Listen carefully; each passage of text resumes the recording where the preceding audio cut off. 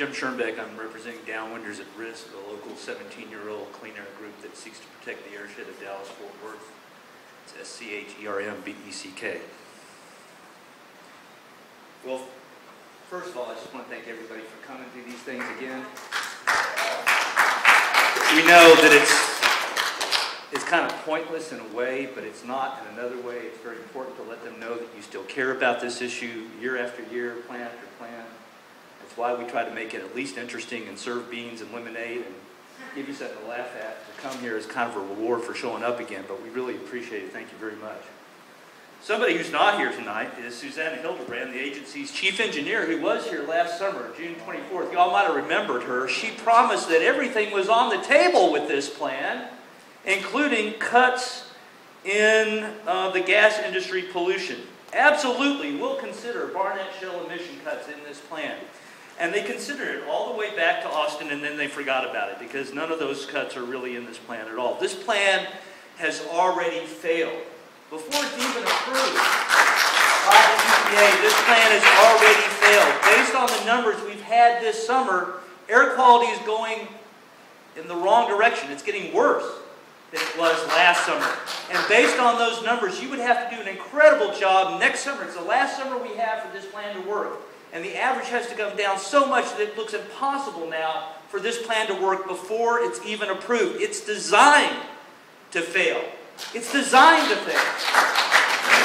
And thank you. That's exactly right. It's designed to fail.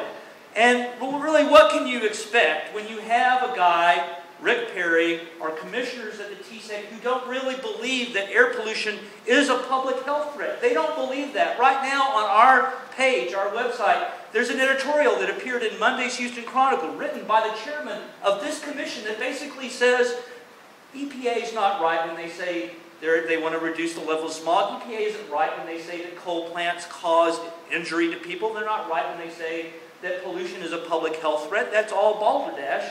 It's really jobs that we should be concerned with. It's really industry that we should be concerned with. When you have somebody who's the head of your state environmental commission telling you what a bad idea clean air is, this is the result. A plan that does not work by design. For one thing, they started too late. The previous plan in 2006 failed in 2009. And yet it was only last summer that they started planning for this one. It's the same pattern every time. They do this because then they can tell you, oh, you know what?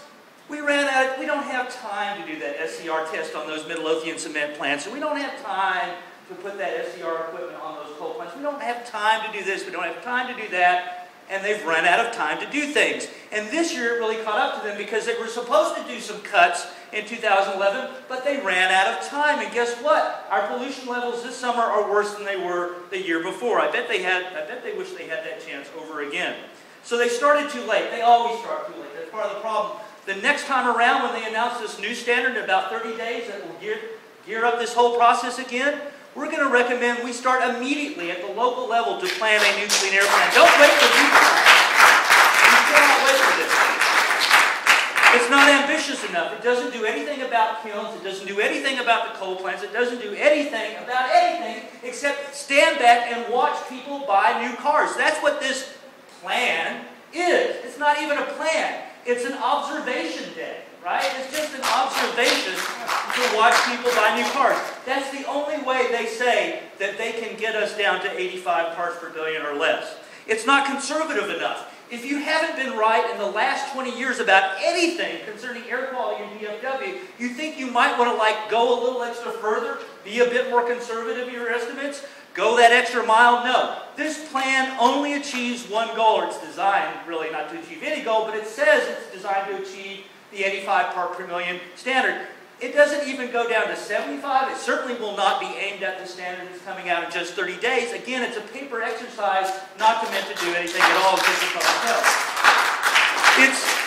It's extremely hypocritical because you'll note that Rick Perry and the TCEQ commissioners all criticize EPA over and over again about their pollution control standards, and yet what does this plan rely on? It relies on EPA's control standards for cars. For newer cars, because they expect us to trade in our older cars for newer newer cars that have those EPA standards applied to them. So this plan from the evil EPA is completely reliant on EPA standards for cars to work. The whole idea of this plan is to sit back and watch us buy newer cars installed with EPA controls. So every time Governor Ritt or Chairman Shaw talks about how evil EPA is, I want you all to remember that this plan is founded on that. Its cornerstone, its only working mechanism are EPA controls in cars. Mr. Schermbeck? Yes, ma'am. Can you summarize or come back? Oh, sure. Okay. The gas exclusion is inexcusable. There's a need to reduce this pollution. There's a desire to do it. City councils and county governments representing 3 million residents have voted for this commission to do more about it, and yet they're ignoring local control. Isn't this something that Rick Perry argues that D.C. is doing to Texas, and yet they're doing it to North Texas right now? They're ignoring local control entirely. This is the result of that. If you look at the difference between 2006 and 2007, you will see that we are in neutral in terms of air progress.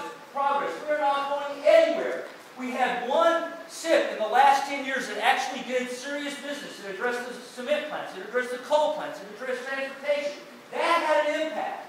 That had an impact in 2006, 2007. But ever since then, we have remained stagnant. We have not been making progress. And we will not be making progress under this plan either.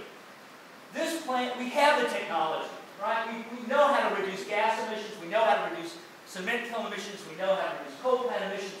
It's leadership that is lacking. Leadership that also needs to be the local level. This is the lack of leadership that's going on here.